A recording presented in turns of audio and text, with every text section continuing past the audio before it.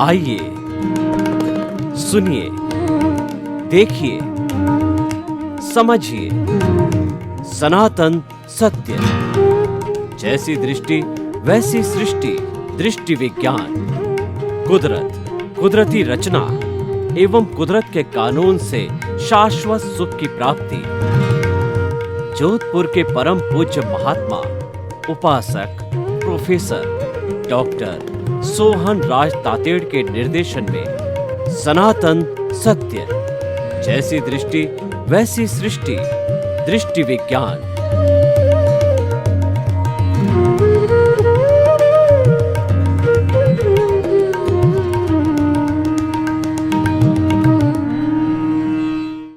आज का हमारा बहुत सुंदर विषय स्वतंत्रता और प्रतंत्रता।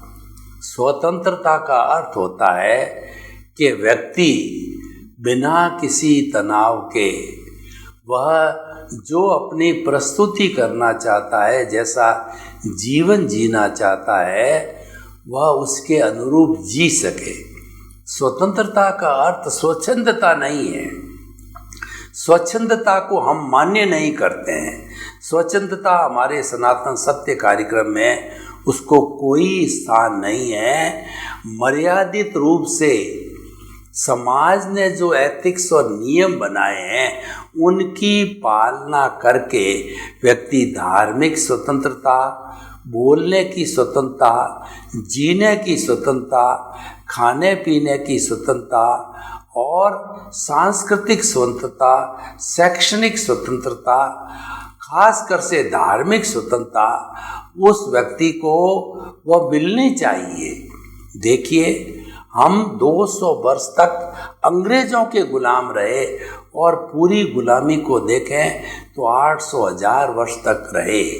शुरू में हम जब आर्यों की संतान हैं तो शक आए, हूण आए, उसके बाद में खिलजी आए, मुगल आए और जो मोमेडन लोग आए, डच आए, पुर्तगाली आए और उसके बाद में अंग्रेज लोग आए। ये सभी लोग हमारे यहाँ व्यापार करने के लिए आए थे। भारत एक बड़ा देश शुरू से रहा है, यहाँ पर सभी चीज़ों का कंजम्पशन बहुत था, तो व्यापारिक दृष्टि से लोग यहाँ आए थे।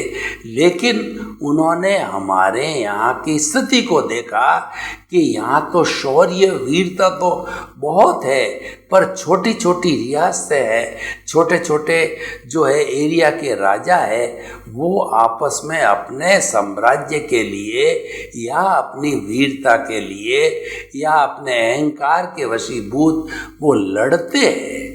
इस चीज़ का उन्होंने फ़ायदा उठाया और उन्होंने ख़ास तौर से अंग्रेज़ों को देखिए डिवाइड एंड रूल की पॉलिसी लागू करके हमको प्रतंत्र बनाया, हमको गुलाम बनाया, हमको किसी भी तरह की स्वतंत्रता नहीं। हमारी बहन बेटियों की इज्जत जो है वह भी सुरक्षित नहीं थी। हमको इंडियन डॉग्स कहा जाता था, हम सिर उठा के उनकी तरफ देख नहीं सकते थे। उन्होंने हमारे धार्मिक स्थलों का हनन किया, हमारे मंदिरों को तोड़ा और हमारे यहाँ जो भारत सोने की चिड़िया थी वो लूट के ले गए, क्योंकि हम उनके प्रतंत्र हो गए थे, गुलाम बन गए थे। प्रतंत्रता का अर्थ होता है गुलामी, स्वतंत्रता का अर्थ होता है स्वाभिमान। जब व्यक्ति स्वाभिमान के साथ जीता है तो उसके मन में शांति होती है, उसके मन में गर्व और गौरव की अनुभूति होती है और वह चिंतन करता है कि वह दुनिया की जो विचारधारा चल रही है मैं उसके साथ में जुड़ा हुआ हूँ, मैं भी गतिमान हूँ। प्रतंत्र होने के बाद में कैदी बना दिया जाता है, गुलाम बना दिया जाता है, स्वाभिमान गिर जाता है और व्यक्ति निराश हो जाता है। एक पक्षी है, उसको पिंजरे में अगर बंद कर दिया जाता है तो वह स्वतंत्र हो जाता है। और जब वो जो है आकाश के अंदर बकायदा घूमता है, फिरता है, स्वच्छंद होकर के वो भ्रमण करता है, तो स्वतंत्र होता है। एक पशु है, उसको बाड़े में कैद किया जाए, उसको किसी भी खूंटे के बांध दिया जाता है, तो वह स्वतंत्रता फील करता है। और किसी व्यक्ति को जब जेल में डाल दिया जाता है, तब वह अपने आप को गुलाम कहिए, कैदी कहिए, वह फील करता है। तो ये स्वतंत्रता और प्रतंत्र का हमारे जीवन में बहुत बड़ा मूल्य है। यह मूल्यों की संस्कृति है। तभी हमने यह चिंतन लिया है, ये विचार लिया और एपिसोड लिया है कि व्यक्ति को जीवन में हमेशा स्वतंत्रता का अनुभव करना चाहिए, परंतु उसके साथ में एक बड़ी कठोर शर्त है, स्वच्छंदता कहीं पर भी नहीं आनी चाहिए। स्वच्छंदता का अर्थ क्या है कि आपको धार्मिक स्वतंत्रता है कि आप अपने रिचुअल्स आराम से मनाओ, आप अपना जो है वो दशहरा मनाओ, दीपावली मनाओ, रक्षाबंधन मनाओ या कोई भी त्यौहार मनाओ, लेकिन दूसरी जाति का त्यौहार आए तो आप खंडन मंडन करो, उनके साथ लड़ाई करो, झगड़ा करो और विवाद खड़ा करो और उनका तिरस्कार करो। ये स्वच्छंदता है। क्योंकि भारत एक सेक्युलर कंट्री है, यहाँ पर कई तरह के धर्म, संस्कृति, कई रंगों के रंग लोग रहते हैं। इसीलिए कहा गया है भारत के लिए कि यूनिटी अमॉन्ग डाइवर्सिटी। हमारे यहाँ पर इतने मत, इतने मतांतर, इतने धर्म, इतने चिंतन, इतनी जातियाँ, इतने कुल धर्म सभी के होते हुए भी जब मेरा भारत महान और तिरंगा की बात आती है, जय हिंद की बात आती है, हमारे पर कोई आक्रमण बोल देता है, हम सब एक हो जाते हैं। हमने जो चाइना वार को देखा, हमने जो है पाकिस्तान के वार को देखा और हमने कोरोना को भी देखा। जब कभी भी महामारी, तकलीफ और कभी भी सुनामी आया तो हम सब एक हो जाते हैं लोगों के सहयोग करने के लिए, क्योंकि हमारे में भातृत्व है, हमारे में अहिंसा की भावना है, हमारे में करुणा है। भारत एक ऐसा देश है जिसने चला के किसी भी जाति पर आक्रमण नहीं किया। उसने अपने स्वाभिमान को बनाए रखने के लिए मुंह तोड़ जवाब अवश्य दिया है, लेकिन चला कर किसी पर आक्रमण नहीं किया। क्यों? हमारी नीति नहीं है। हमारी नीति निःशस्त्रीकरण की नीति है। हम तो बद लोगों को ये सबक सिखाने वाले हो कि जखीरे को अलग करो और लोक कल्याण, जन कल्याण और लोक हितार्थ की बात करो। अपना जो फालतू आप 70-75% ये जो बजट खर्च करते हो अपनी सुरक्षा पे, तो आप तो जो है वो अपना लोगों के कल्याण के लिए, भलाई के लिए काम में लो। आज विश्व के अंदर गरीबी क्यों बढ़ रही है? क्योंकि देश का सारा बजट है अपनी सुरक्षा के लिए जल सेना, थल सेना और नभ सेना पर सारा खर्च हो जाता है। तो हमें जो है वो स्वतंत्रता और प्रतंत्रता के मोल को समझना पड़ेगा, तब जाकर के ये सारा बैलेंस आएगा। तो हमने स्वतंत्रता और प्रतंत्रता की बात बहुत की। अब इसको हम दो क्षेत्रों में लागू करते हैं। पहला क्षेत्र तो हमारा जो ये आँखों से दिखाई देने वाला जगत जिसमें कि हम जीते हैं, और दूसरा जगत है जो हमारे भीतर का जगत है जिसमें हम रहते हैं। तो ये रहो भीतर जियो बाहर का फॉर्मूला होता है, और जहाँ पर ये संतुलन होता है वहाँ व्यक्ति मस्त रहता है, वहाँ व्यक्ति जो है संपूर्ण स्वतंत्रता, स्वाभिमान और आनंद की अनुभूति करता है। और जहाँ पर दोनों में से कोई भी डिस्टर्बेंस हो जाती है तो व्यक्ति खिन्न रहता है, अवसाद से भर जाता है, डिप्रेशन से भर जाता है, बीमार हो जाता है। तो हम देखिए, बाहर की स्वतंत्रता किसी को प्रिय नहीं है। कोई भी छोटा से छोटा प्राणी जो कि जीवन धारण करता है, जन्म लेता है, वह मरना नहीं चाहता। एक वायरस भी मरना नहीं चाहता और इस दुनिया के अंदर एक वायरस भी दुख नहीं देखना चाहता। तो कोई मरना नहीं चाहता, दुख नहीं चाहता और हम किसी को क्रिएट नहीं कर सकते, जन्म नहीं दे सकते, क्योंकि सबकी क्रिएटर, ऑपरेटर और डिस्ट्रॉयर कुदरत ही है। वही मालिक है, वही सुप्रीम है। We are the guest of the nature. तो किसी प्राणी को मारने का, हनन करने का, उसकी स्वतंत्रता छीनने का हमको क्या अधिकार है? वो जीता है, अपने कर्मों से जीता है, वो मरता है, अपने कर्मों से मरता है। तो उसमें हमारा क्या दोष है? इसीलिए हमारे जो है गुरु स्वामी जी है, उन स्वामी जी ने ये कहा है कि जीव जीवे तो दया नहीं, मरे तो हिंसा मत जान। मारण वाले ने हिंसक कहियो, नहीं मारे ते दया गुण खान। बहुत बड़ी बात उन्होंने कही है कि कोई जीव जीता है तो इसको दया मत जानो, वो तो अपने कर्मों से जी रहा है। और मरे तो हिंसा मत जा, वो अपने आयुष्य कर्म के संपन्न होने पर मरता है। तो आप हिंसा का भार अपने सिर पर मत लो, मारण वाले ने हिंसा कहियो। यानी जो किसी को मारता है, पैर से चींटी को रौंद दिया और जो है कीड़ी नगरा है उसके ऊपर अग्नि डाल दिया, पानी डाल दिया, उसको मालूम पड़ गया कि यहाँ पर कोई न कोई जीव है, तो उसने ध्यान नहीं दिया और उसने जानबूझकर संकल्पपूर्वक उसको मार दिया। संकल्पपूर्वक पानी का ज़्यादा दुरुपयोग किया, अग्नि का ज़्यादा दुरुपयोग किया, वायु का ज़्यादा दुरुपयोग किया। तो ये सारा जो हिंसक वो कहलाता है। हिंसक वह कहलाता है जो संकल्पपूर्वक हिंसा करता है। और उदासीन भाव से कुछ प्राणियों की हिंसा हमारे शरीर और गृहस्थी होने का कारण करनी पड़ती है।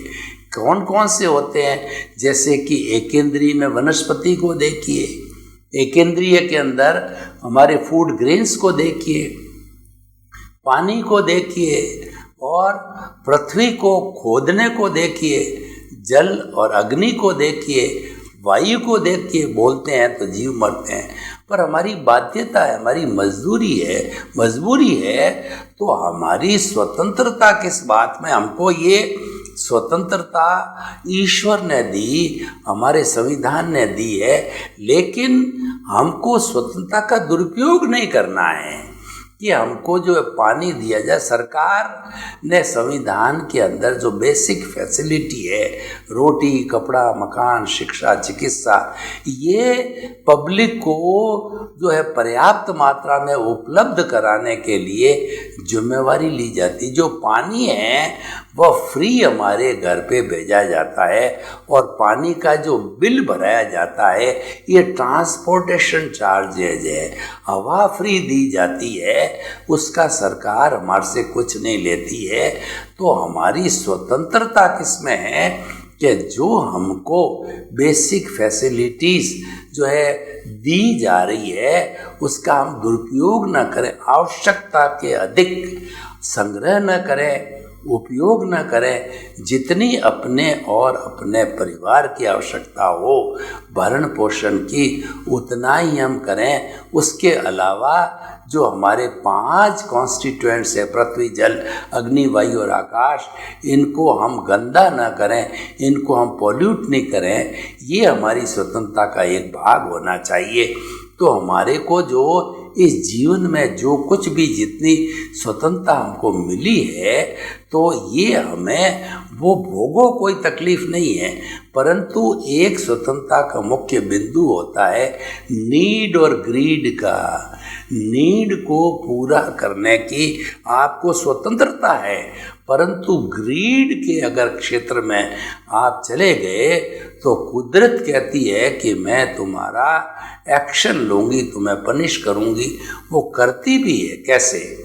उदाहरण के तौर पे देखिए, कोई व्यक्ति को अपनी आवश्यकता पूर्ति में कोई छेड़छाड़ नहीं करता है, परंतु एक व्यक्ति एक मकान चाहिए 10 मकान खड़े कर दिए और उसने जो है 50 गाड़ियां खड़ी कर दी, तो सरकार उसकी और सारा किसी भी दृष्टि से इतना धन कमाया उसने, बेनामी धर्म, सरकार पूछेगी, सरकार रेड डाल के लेके जाएगी, लुटेरा लेकर के जाएगा।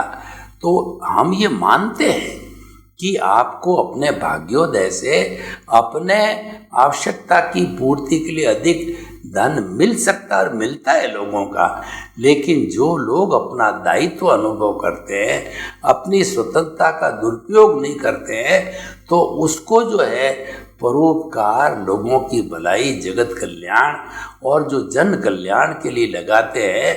हमारे बड़े बड़े जो दानवीरों को देखिए, बिड़ला जी को देखिए, बांगड़ जी को देखिए, बिल गेट्स को देखिए, बहुत से ऐसे लोग हुए हैं जिन्होंने हमारे भारतवर्ष में कितने मंदिर, धर्मशालाएं, भोजनशालाएं, रहन बसेरे, स्कूल है और जो है हॉस्पिटल बनाए हैं और लोगों की सेवा कर रहे हैं। वो मैं आपको एक उदाहरण देना चाहता हूँ कि बिल गेट्स जो है विश्व के सबसे रिचेस्ट व्यक्ति है, वो 2 या 3% जो है अपनी इनकम का अपने परिवार पे खर्च करते हैं और वो अरबों खरबों की इनकम को कमाते हैं। तो सारा शेष पैसा वो अपने जो है वो चैरिटेबल ट्रस्ट के अंदर डालते हैं। और अब तो उन्होंने अपनी कंपनी का एमडी का पद भी छोड़ दिया और चैरिटेबल ट्रस्ट, उनकी उम्र आने के कारण चैरिटेबल ट्रस्ट के अंदर वो समय लगाते हैं कि जो पैसा वहाँ से आ रहा है उसका सदुपयोग हो रहा है नहीं हो रहा है। अभी एक महाशय जो माइक्रोसॉफ्ट कंपनी के जो विश्व के 10 टॉप के अंदर आते हैं, उन्होंने कोरोना पीरियड में देखा कि नहीं अपने देश में चलना चाहिए, तो उन्होंने अपनी सारी संपत्ति धीरे धीरे तमिलनाडु के अपने गांव के अंदर पूरा इंफ्रास्ट्रक्चर बना रहे हैं, रोजगार के लिए सुविधा कर रहे हैं और सारा पैसा जो है अपने देश के अंदर लगा रहे हैं, अपने भाइयों के निर्माण के लिए, भाइयों के उत्थान के लिए, चैरिटी के लिए लगा रहे हैं। तो इस तरीके से जो है हम आपको बताना चाहते हैं कि स्वतंत्रता जो है हमको उपयोग करो, पर उसका दुरुपयोग नहीं होना चाहिए। जो हमारी स्वतंत्रता है, कर्ता पद है, कर्म बंधन का कारण है और कर्ता ही हमको घुमाने वाला है।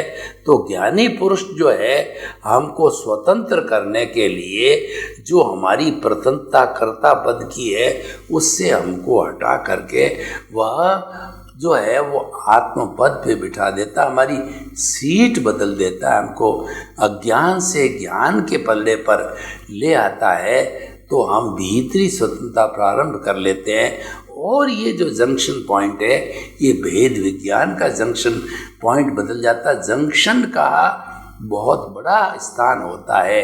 रेलवे ट्रेन्स में जो जंक्शन होता है उसमें आप देखिए जोधपुर जंक्शन, उसमें एक लाइन यहाँ से जयपुर को जाती है, दूसरी लाइन यहाँ से अहमदाबाद को जाती है, तीसरी लाइन है वो जैसलमेर को जाती है। यहाँ तिराया बन गया। तो इस जंक्शन का कितना बड़ा महत्व है, इसीलिए हमारी रेल यात्रा के अंदर जंक्शन को महत्व दिया गया है। तो ये गुरु के ज्ञान के बाद जो हमको जंक्शन मिलता है, ये हमारा पुनर्जन्म है, ये हमारी भीतरी स्वतंत्रता है। बाहरी स्वतंत्रता तो हमारी परतंत्रता है। हमने अभी देखा कि बाहरी हिसाब से हम बिल्कुल ही परतंत्र है। तो भीतरी स्वतंत्रता हमारा वो पद चेंज करके बाद में देता है, यानी हमको आत्मपद देता है। आत्मपद के या चेतना के जो कोई भी जो कहना चाहिए गुण है या नियम है, वो बाहर की स्वतंत्रता जो जड़ है अवस्थाएं उस पर लागू नहीं होता है। इसीलिए चेतना के नियम जड़ पे लागू नहीं होते, जड़ के नियम चेतन पर लागू नहीं होते हैं। तो दोनों अलग अलग होते हैं। और जब हमको चेतन स्वरूप के अवसर पर ले आते हैं, तब वैसी स्थिति के अंदर हम स्वतंत्रता से भेद विज्ञान कर लेते हैं कि ये अलग है, मैं अलग हूँ, जड़ अलग, जड़ के नियम अलग, मैं जड़ नहीं हूँ, मैं तो चेतन तत्व हूँ और मैं तो इस जड़ को मात्र देखने वाला, जानने वाला हूँ और ज्ञाता दृष्टा की स्थिति हो जाती है। और दृष्टि विज्ञान का अर्थ होता है जो दृष्टि हमारी नीचे जड़ पदार्थ की ओर जाती है, वो दृष्टि हमने चेतन पदार्थ की ओर कर दी, ऊर्ध्वागमन कर दिया, अधोगमन को रोक लिया, कुंडलिनी जागरण कर दिया, हम सहस्त्र सार की ओर बढ़ते गए, हम जो है वो ज्ञान केंद्र की ओर बढ़ते गए। जब हम ऊर्ध्वमुखी हो जाते हैं तो हमारा कल्याण होता है, हमको मुक्ति की अवस्था में जाने का मिलता है। और जब इस कंडीशन के ऊपर हम अपने अस्तित्व की जानकारी और उसको गहन करने में, उसको चिंतन करने में, उसको विचार करने में लग जाते हैं तो वास्तव में धीरे धीरे अपने स्वरूप की भी जानकारी हो जाती है। जब हम भेद विज्ञान में लगते हैं, जब हम चेतन के साथ जुड़ते हैं, जब हम ज्ञाता दृष्टा होते हैं, जब हम ऊर्ध्वगामी होते हैं, जब हम कुंडलिनी जागरण करते हैं, जब हम सम्यक दर्शन, सम्यक ज्ञान को प्राप्त करते हैं, तो एक बहुत बड़ा परिवर्तन आता है कि जो हमारा कार्बन शरीर है, जो मिश्र चेतन है, वो धीरे धीरे भागने लगता है, वह धीरे धीरे क्रश होने लग जाता है, उसमें टर्बुलेंस होती है। उसको विज्ञान, हमारे जो अध्यात्म जो है विज्ञान की भाषा में निर्जरा कहते हैं। भगवान ने दो तरह के धर्म बताए। एक धर्म तो संवर होता है, यानी जितना जितना पापकारी प्रवृत्ति, अशुभ प्रवृत्ति को हम बंद कर देते हैं, जो कि हमारी मिथ्यात्व वृत्ति, प्रमाद और कषाय, ये जो योग है जिनके द्वारा हमारे कर्म भीतर आते हैं, हमने उस रास्ते को, उस पाइप को, उस दरवाजे को बंद कर दिया तो भीतर नया कर्मों का बंधन रुक गया। ज्ञान लेने के बाद क्या होता है? यही तो होता है कि गुरु हमेशा हमेशा के लिए हमारा अज्ञान रूपी जो आर्शव का द्वार है, जो आने का जो पाइप है, उसको सीमेंटेड कर देते हैं, हमारे अनंतानुबंधी कषाय को भस्मीभूत कर देते हैं। तो अब वो संवर की स्थिति ले आते हैं। तो हमारे भीतर जो जन्म जन्मांतर से जो बर्फ की सीला की तरह जो इकट्ठा हुआ जो है हमारे कर्म शरीर है, वह धीरे धीरे धुलने लगता है, धुनने लगता है, क्योंकि हमारी दिशा बदल गई, दृष्टि बदल गई, हमको दृष्टि विज्ञान हो गया, हमको रियल पुरुषार्थ मिल गया।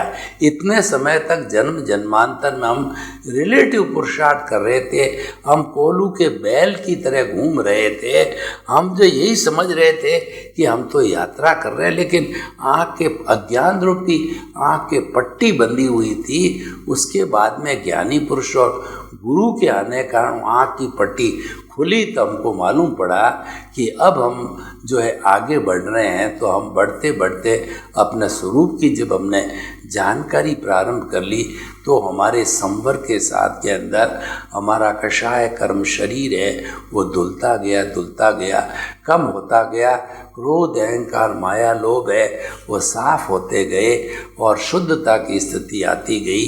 तो इस जन्म में हमने क्या किया? स्वतंत्रता को, भीतरी स्वतंत्रता को प्राप्त करके कि शाश्वत सुख, यानी ऐसा सुख कि जिसके बाद कभी दुख आए ही नहीं, वो पूर्ण रूप से प्राप्त करना एक जन्म में मुश्किल है। इस जन्म में हमने शाश्वत सुख की नींव लगाई, तो आने वाले जन्मों के अंदर धीरे धीरे यह शाश्वत सुख है वो आगे बढ़ता रहेगा, क्योंकि जो कर्म शरीर वो धुलता रहेगा, और जितना कर्म शरीर धुलता रहेगा और जिस समय में 2, 4, 5 भाव में जाके शून्य हो जाएगा, तो शून्य होने के बाद हम संपूर्ण स्वतंत्रता, संपूर्ण जो है हमारी शाश्वत सत्ता और संपूर्ण निर्जरा को प्राप्त कर लेते हैं। यानी जो है वह निर्जरा होती है शाश्वत सुख, यानी वो हमारी salvation, emancipation, liberation, free from the bondage और the situation of the moksha कहलाती। तो भाई और बहनों, हमने स्वतंत्रता और स्वतंत्रता को हर दृष्टिकोण से जो है समझने की कोशिश की। चाहे खुली आंखों से हम जो जगत देख रहे हैं उसमें भी हमने स्वतंत्रता का मोल समझा, बिना किसी भी स्वच्छंदता को लिए, और भीतरी जगत की हमारी स्वतंत्रता है उसको भी समझा हमने। और उस भीतरी जगत की स्वतंत्रता के साथ के अंदर हमने हमारे गुरु का सहयोग लिया, क्योंकि ज्ञान गुरु बिना नहीं मिलता है। जब ज्ञान मिल गया तो हमें एक रास्ता मिल गया, हमारी दिशा बदल गई, उसको हम दृष्टि विज्ञान कहते हैं। इस तरीके से हमने संभाव, दृष्टि विज्ञान, इन सब को ज्ञान को लिया और इन सब को साथ में लेकर के, और जब ज्ञान की प्राप्ति की हमने, तब हमारी जो मुख्य जो हमारा अस्तित्व, उससे जो भाव, सत्ता, प्रज्ञा मिली, इन सब की मदद से हमने भीतरी स्वतंत्रता से शाश्वत सुख की नींव लगाई। सर्वे भवन्तु सुखिनः, सर्वे सन्तु निरामया। लोक के सब जीवों को सुख मिले, शांति मिले, आनंद मिले, प्रेम मिले, और सबके प्रति हम भाईचारे की भावना रखते हुए शांतिपूर्ण सहस्थिति सभी जीवन यापन करके जो है सिद्ध बुद्ध मुक्त बने। आपके प्रति मंगल भाव।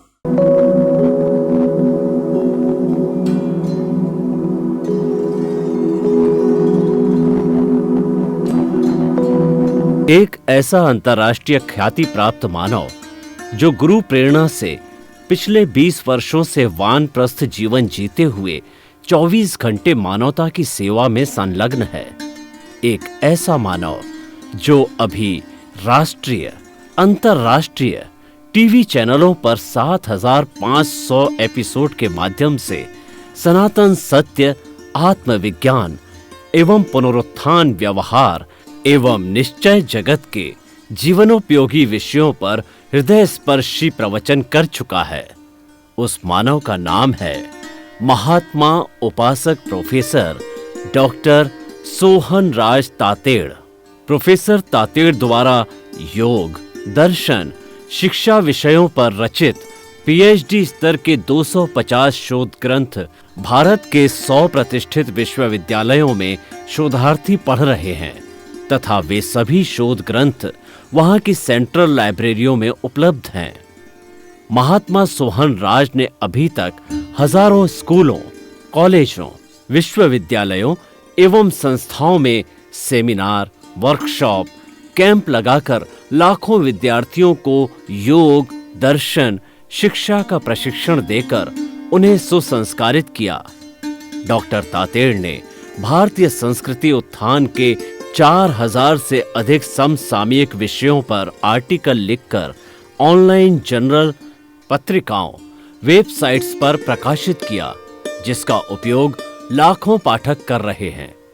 उपासक तातेड़ के 5000 से अधिक आज का सुविचार, आज का शुभ संदेश, आज का मंगल भावना योग आदि चिंतन websites, Twitter, blogger, Facebook, YouTube माध्यमों से लाखों लोग अपना जीवन निर्माण कर रहे हैं। मानवता के मसीहा ऐसे महामानव महात्मा सोहन राज तातेड़ के प्रोफाइल को अभी तक विश्व के 20 लाख दर्शक यूट्यूब पर, 12 लाख गूगल पर एवं लाखों दर्शक फेसबुक, ब्लॉगर, ट्विटर और इंस्टाग्राम पर देख चुके हैं।